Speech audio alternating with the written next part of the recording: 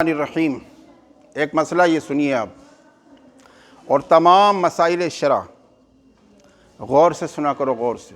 اور بارہا یہ بتایا جا چکا ہے کہ کسی بھی دینی مجلس و محفل میں یا کوئی بھی خیر کی بات اپنے کسی بزرگ سے یا کسی عالم سے یا اپنے بڑے سے سننا چاہیے، غور سے، گہرائی کے ساتھ سننا چاہیے، گہرائی سے۔ اس کا مقصد کیا ہے اور مطلب کیا ہے، اور سننے کے ساتھ ساتھ بلکہ اس سے پہلے ہی نیت کس چیز کی ہونی چاہیے؟ عمل کی نیت ہونی چاہیے۔ اور ہم تمام یہ مسائل شرعیہ جو پیش کر رہے ہیں، ان کا صرف اور صرف واحد فقط جو مقصد ہے، وہ مقصد کیا ہے؟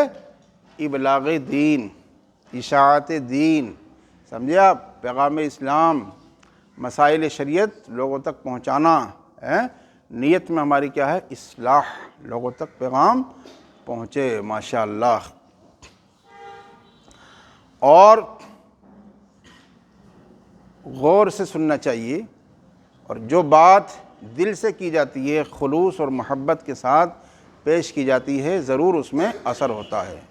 نکلے خلوص دل سے اگر وقت نیم شب، نیم شب یعنی آدھی رات میں نکلے خلوص دل سے اگر وقت نیم شب، کیا نکلے؟ ایک آہ نکلے، ایک صدی کی عبادت سے کم نہیں، 100 سال کی عبادت سے وہ آہ کم نہیں ہے۔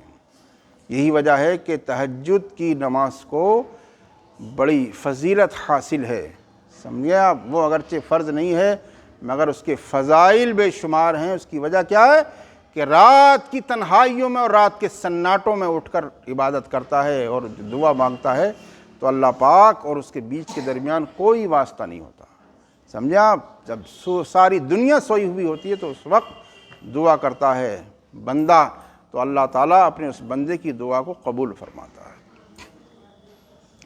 تو مسئلہ یہ ہے کہ نماز جنازہ پڑھانے کی، اگر کسی شخص نے وصیت کی کہ فلاں شخص میری نماز جنازہ پڑھائے، فلاں شخص میری نماز جنازہ پڑھائے، وصیت کر دی، فلاں بزرگ پڑھائے، فلاں پیر صاحب پڑھائیں، فلاں عالم صاحب پڑھائیں، فلاں امام صاحب پڑھائیں، سمجھے؟